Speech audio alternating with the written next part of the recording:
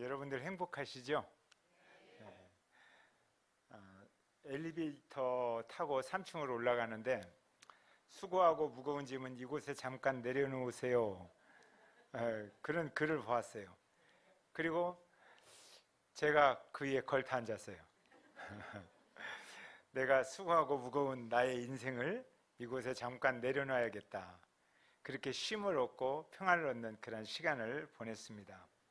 어제 이제 밥 지으러 오신 집사님들이 계셨는데 양영아 집사님이 첫 번째 저를 딱 보더니 괜찮으세요? 그러더라고요. 그러면서 그 다음에 이어서 우리 한영우 목사님 눈가에 눈물 좀 맺히지 않도록 울리지 마세요. 이제 그 말씀을 하셨어요. 그래서 제가 목사님과 교회가 나를 정말 사랑하고 있구나. 5월에 오고 싶었는데 제가 3월에 갑자기 좀 몇 가지를 잘라내는 수술을 했습니다. 예전에는 간도 좀 잘라내고 또 담낭도 떼어내고 담도도 떼어내고 십이지장 이자도 떼어내고 췌장도 좀 잘라냈는데 이번에는 아직 위가 좀 남아 있어서 위 좀 잘라내고 장 좀 잘라내고 그런 수술을 제가 받았어요. 그러면서 늘 죽음을 생각하잖아요. 근데 많은 사람들이 죽는 사람만 불쌍하지 뭐 살아있는 사람이 어떻게 살아 이런 소리 하잖아요. 그런데 잘못된 말 같아요. 죽음은 죽는 사람의 문제가 아니에요. 죽음은 산 사람의 문제예요. 죽는 사람은 그냥 웃고 그냥 가요. 근데 살아있는 사람들이 그 죽음을 삶으로 가져오면 야, 사람은 분명히 한 번은 다 죽는다. 이것을 너무나 정확하게 다 잘 알아요. 근데 죽음이 가까이 온 것 같은데 언제 죽을지는 모르겠다. 그래서 죽음을 잘 몰라요. 이것 때문에 저는 이 두 가지를 하나님께서 알려주셔서 얼마나 은혜로운지 몰라요. 그러니까 죽음은 분명히 찾아오는데 언제 죽을지 잘 몰라. 그래서 오늘이라는 시간이 너무너무 소중해요. 그 은혜로 오늘 내게는 정말 중요한 시간은 지금 이 시간이고 정말 중요한 사람은 바로 이 시간에 내가 만나는 사람들이구나. 그리고 내가 해야 할 정말 중요한 일은 바로 이분들을 사랑하는 일이구나. 이것을 깨닫게 해줘요. 그래서 죽음이 주는 지혜와 죽음이 주는 축복을 제가 누리고 있습니다. 근데 이 축복은 여러분도 좀 같이 누렸으면 좋겠습니다. 죽음은 살아있는 사람의 문제입니다. 제가 이전에는 이렇게 목회할 때는 정말 어느 분이 한번 오셔서 설교를 대신해 주면 너무 좋아요. 오늘 내가 설교를 쉬는구나. 우리 한 목사님이 그럴지도 몰라요. 그런데 은퇴를 하고 나니까 누가 나 설교 좀 시켜줬으면 좋겠어요. 그런데 제가 목회하느라고 형님들하고 형제들하고 여행을 좀 못했어요. 이번 기회에 우리 형제들과 함께 여행하러 왔습니다. 시간을 맞췄어요. 남선교회 헌신 예배하고. 그러니까 한 목사님이 설교하라고 하잖아요. 한 목사님이 너무너무 고마운 거예요. 설교하고 싶은 사람에게 설교하라고 하니까 제가 바로 그 이야기 듣고 기도했어요. 우리 한 목사님은 정말 세계에서 제일 잘 나가는 목사님 되었으면 좋겠다. 그리고 온누리교회는 정말 세계에서 제일 은혜로운 교회 되었으면 좋겠다.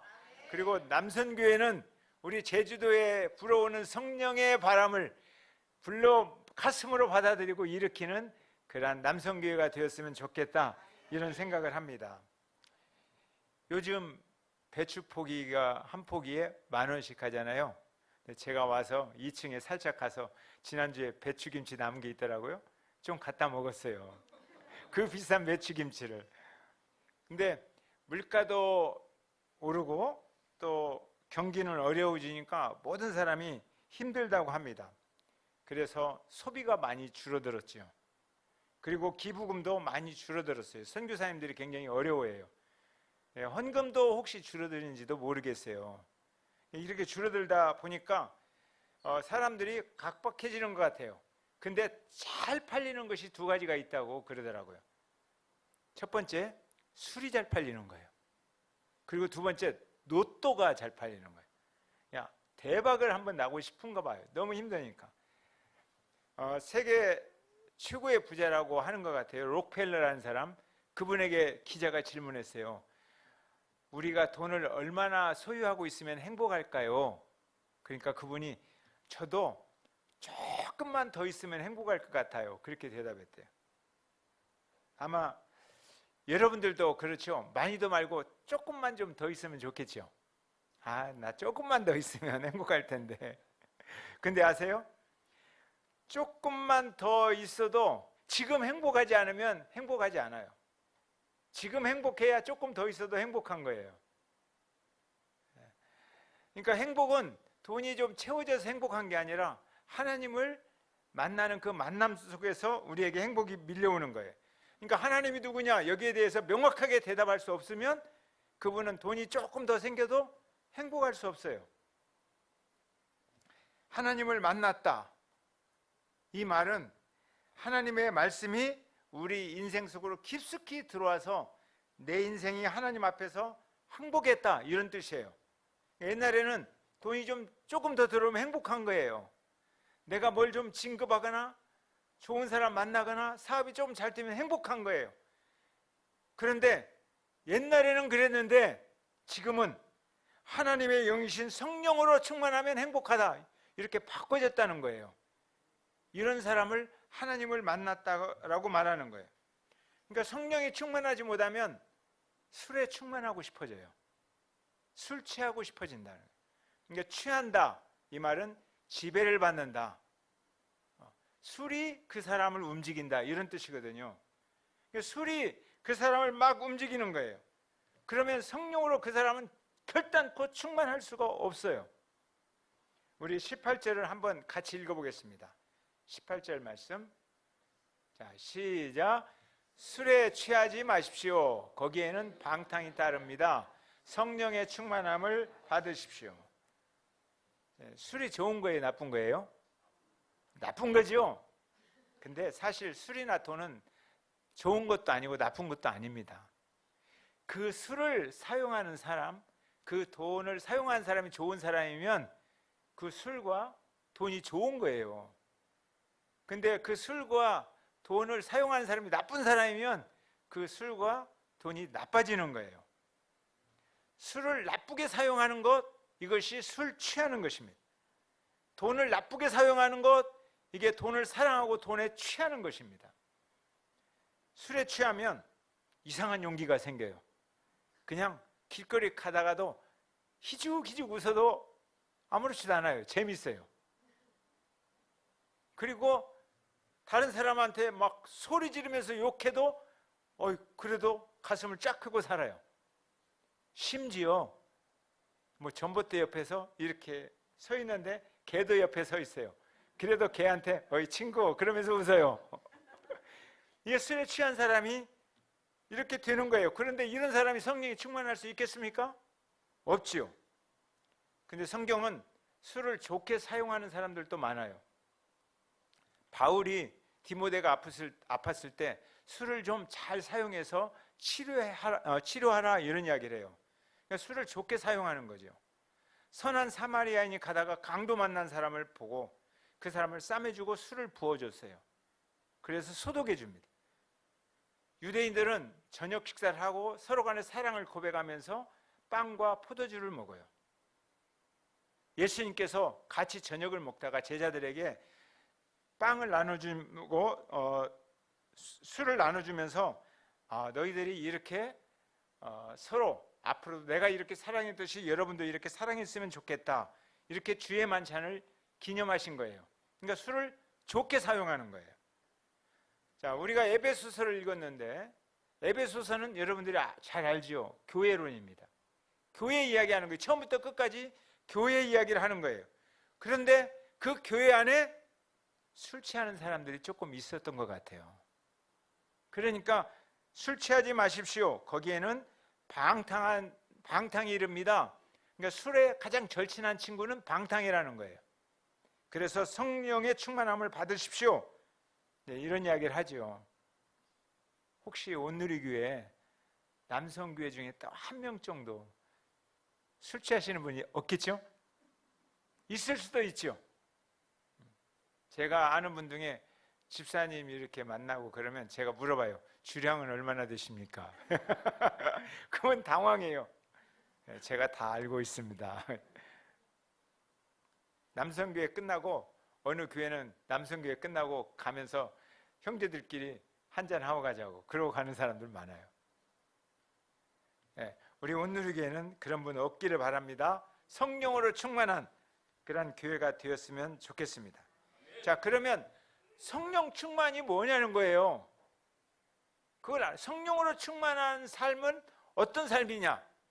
그러니까 교회 안에서 여러 가지 성령의 은사를 경험하고 그리고 밖에서 아무렇게나 살아도 성령 충만한 것이냐? 아니면 성령 충만한 것은 밖에서 어떤 삶의 형태로 나타나는 것이냐? 이런 이야기를 바울이 알려주고 싶어요.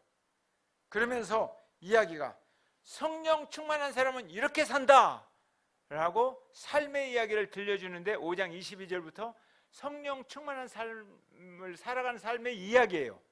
그 이야기 중에 첫 번째가 아내와 남편 이야기가 나오는 거예요. 그리고 두 번째는 부모와 자녀 이야기가 나오는 거예요. 그리고 세 번째는 회사 직원과 고용주와 그 사장 이야기가 나오는 거예요. 그리고 이 세상에서 성령의 검으로 어떻게 사단의 세력과 맞서 싸울 것인가, 이런 이야기를 들려주는 것이 5장 22절부터 계속 성령 충만한 이야기를 들려주는 거예요.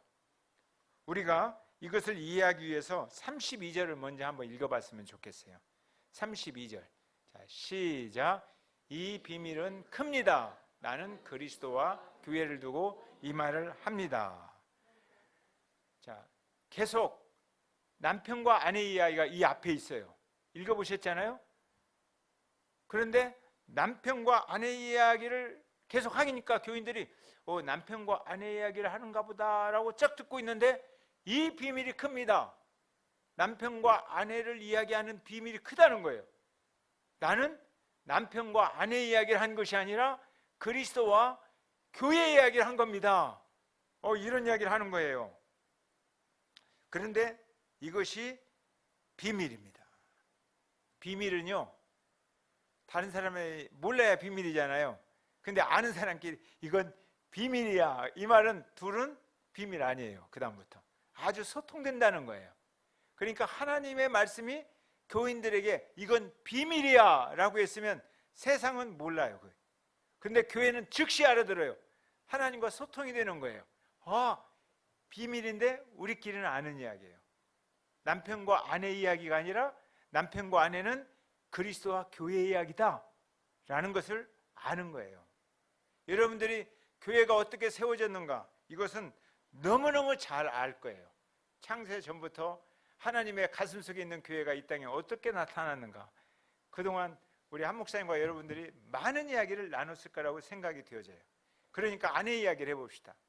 어떤 아내와 살아야 가장 행복한 남편일까요? 어떤 아내, 우리 아내가 어떤 아내였으면 좋겠어요? 얼굴도 예쁘고 몸도 좀 날씬하고 돈도 좀 있고 남편을 잘 이렇게 서빙도 해주고, 그러면 행복할까요? 어떤 아내와 살아야? 오래도록 결혼하지 못한 남자에게 50대인데 결혼을 못했어요. 그분에게 물어보는 거예요. 도대체 어떤 여자를 원하십니까? 그러니까 완벽한 여자를 원합니다. 그러면 완벽한 여자를 50년 넘게 살아오면서 찾았습니까? 예, 한 사람 찾았습니다. 근데 왜 결혼 안 하셨어요? 그 여자가 완벽한 남자를 원합니다. 그러니까 백설공주를 기대하잖아요, 남자가. 근데 그 백설공주는 백마탄 왕자를 바라보는 거지 자기 같은 남자 안 바라보는 거예요. 그러니까 자기가 백마탄 왕자가 아니면 절대 백설공주를 기대하면 안 돼요. 근데 제가 백설공주가 뭔지 알았어요. 백주에 설치는 공포의 주둥아리. 이런 사람을 백설공주라고 한대요. 저는 이런 사람 만나면 큰일 납니다. 가장 행복한 남편은 성경이 말하는 거예요. 성령으로 충만한 아내예요. 성령으로 충만한 아내와 사는 사람이 가장 행복한 남자예요. 22절 한번 읽어볼까요? 자, 22절 시작. 아내된 이 여러분 남편에게 하기를 주님께 하듯 하십시오. 이 말은 다른 말로 읽어보면 앞에다가 성령 충만한 아내는, 이게 성령 충만한 아내는 남편에게 하기를 주님께 하듯 합니다, 이런 뜻이에요. 그러니까 성령으로 충만한 아내와 살면 그 아내는 남편을 주님께 하듯 존중해 준다는 거예요. 그러니까 성령으로 충만한 아내와 살아야 가장 행복한 거잖아요. 남자들은 기질적으로 존중을 받고 칭찬을 받기를 원해요. 남자를 이렇게 연구한 분들의 이야기예요. 칭찬 안 해주거나 존중 안 해주면 자기가 잘난 것도 없으면서 굉장히 신경질을 내요. 그러니까 잘난 것이 없는데 잘난 체를 하는 사람들이 남자라는 거예요. 그 잘난 체 할 때 잘났다라고 박수 쳐주기를 원한다는 거예요. 이게 남자예요. 그래서 그것을 잘난 체 할 때 당신 잘났어라고 해주면 남자가 달라지기 시작한다는 거예요. 그런데 잘난 것도 없는 것이 까부네. 그러면 안 변해요. 제가 남자잖아요. 저는 이렇게 설교를 하는데 설교할 때 항상 설교를 재미있게 잘 할 수만 없어요.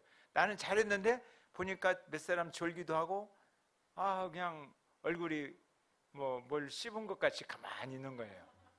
그러면 오늘 설교 죽수었구나. 대번에 저는 알아요.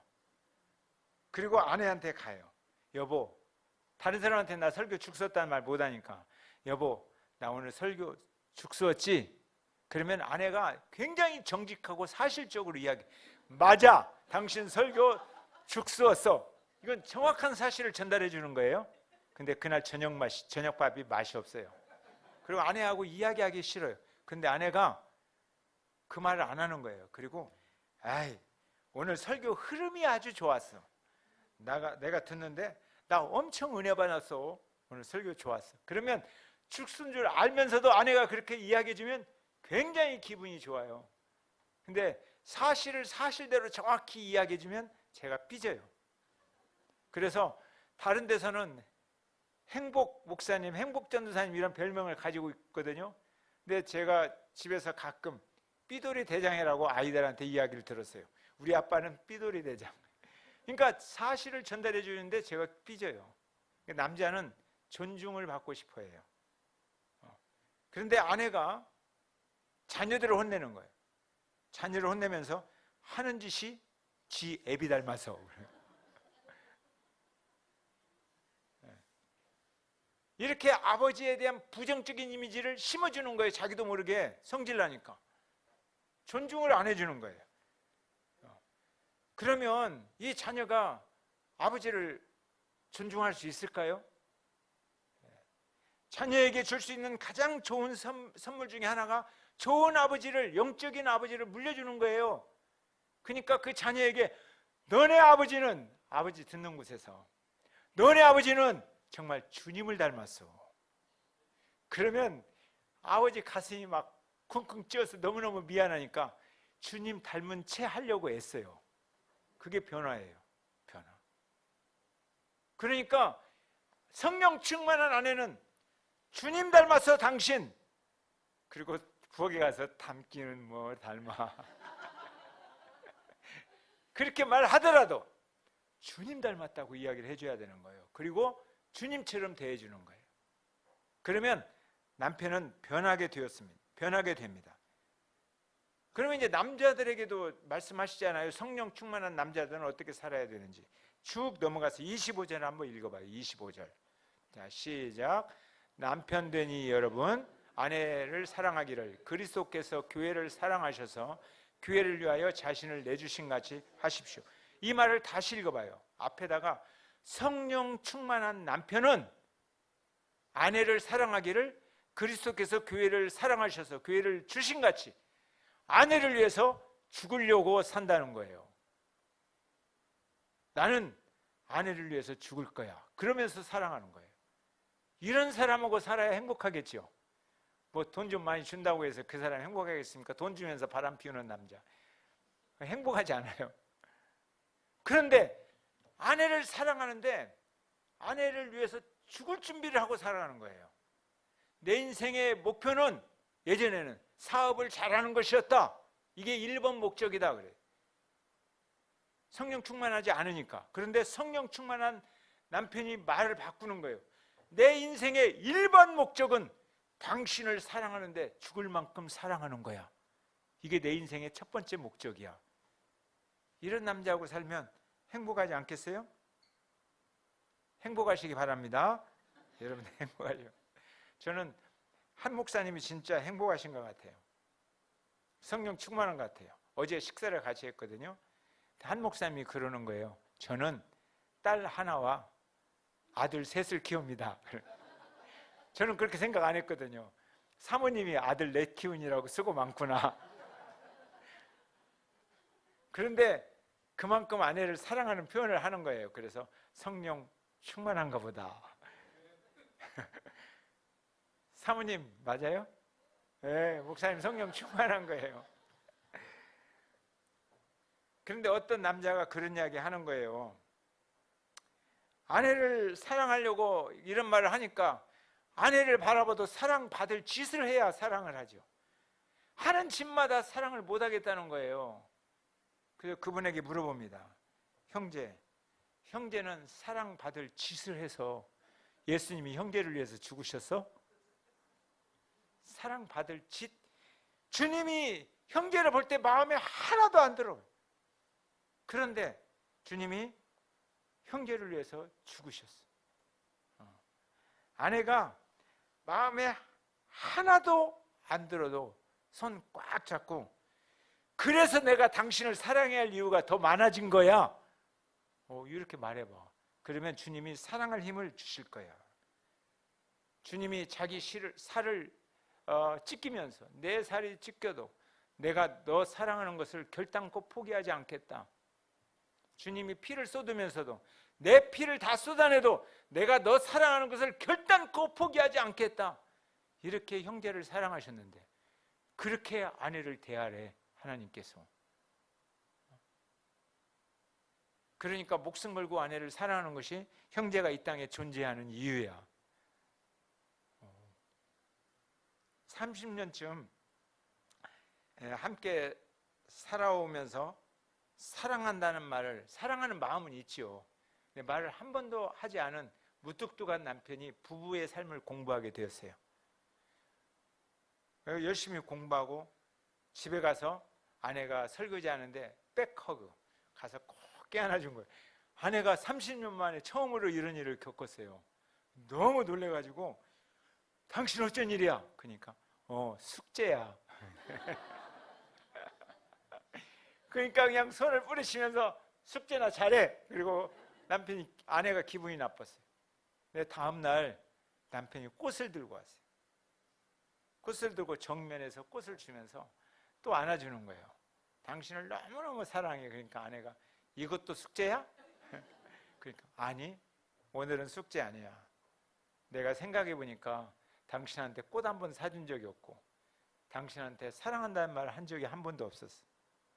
근데 내가 마음으로 당신을 그렇게 사랑했어. 꽃을 주면서 꼭 안아주니까 아내가 막 펑펑펑 울면서 주저앉더래요. 그래서 남편이 그런 이야기를 해요. 내가 지금까지 무슨 짓 하고 살았는가? 이렇게 쉬운 것을, 아내 울리고 아내를 감동을 주는 것이 너무너무 간단한 거예요. 근데 이런 것을 30년 동안 살아오면서 몰랐어요. 내가 도대체 무슨 짓을 하면서 살아왔는가? 나는 아내에게 있어서 도대체 무엇이었는가? 여자는요, 남편의 사랑을 받으면 달라져요. 성령 충만한 남편이 되면 아내는 변하게 되어 있습니다. 그런데 자신이 성령 충만하지 않고 아내한테 변하라고만 하는 거예요. 근데 변하라고 안 해도 내가 성령 충만해지면 변화가 일어납니다. 여러분들 성령 충만하시기를 바랍니다. 아멘. 30절 한번 읽어보세요. 30절. 자, 시작. 우리는 그리스도의 몸의 지체입니다. 여기서 지체라는 것은 가족이라는 뜻이에요. 한 몸이라는 뜻이잖아요. 그리스도와 우리는 패밀리입니다. 가족입니다. 우리끼리가 가족이 아니라 그리스도와 우리가, 보통 교회하면 우리는 가족이라고 하잖아요. 근데 여기서 그리스도와 우리가 가족이라는 거예요. 그리스도와 한 몸. 지금까지 남편과 아내 이야기하면서 그리스도와 교회가, 그리스도와 우리가 한 몸이라는 것을 말하고 싶어서 지금까지 이렇게 이야기했습니다 라고 다시 몸 이야기를 하는 거예요. 가정과 교회가 서로 다른 것이 아니라는 거예요. 교인과 패밀리가 다른 것이 아니라는 거예요.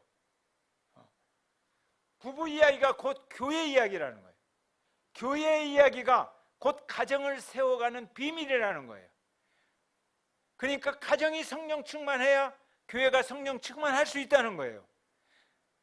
성령 충만한 남편과 성령 충만한 아내가 있어야 교회는 성령 충만한 거예요. 그런데 그런 가정 없이 교회에서 성령 충만하자고 아무리 집회를 해도 안 되는 거예요.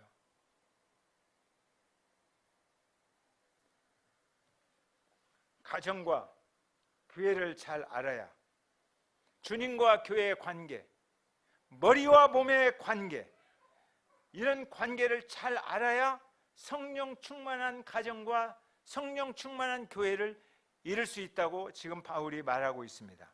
그러니까 온누리교회가 성령으로 충만한 교회가 되려면, 우리 남성교회가 성령 충만한 교회가 되려면 목사님과 남자들이, 형제들이 아내를 위해서 죽을 준비를 해야 됩니다. 이게 성경이에요. 아내를 위해서 죽읍시다. 아멘? 형제들이 이제 고백해야 돼. 오른손을 들어요, 오른손. 네. 나는 아내를 위해서 죽는 것을 내 인생의 목적으로 삼겠습니다. 아멘. 그러면 온누리교회가 성령 충만한 교회가 되는 거예요. 아멘. 오늘 헌신 예배 와서 설교하라니까 와서 죽으라고만 하는. 근데 여러분들이 그런 교회가 되었으면 좋겠습니다. 이런 생각을 못하면 성령으로 충만할 수가 없습니다. 성령 충만한 교회 되시기 바랍니다. 기도하겠습니다.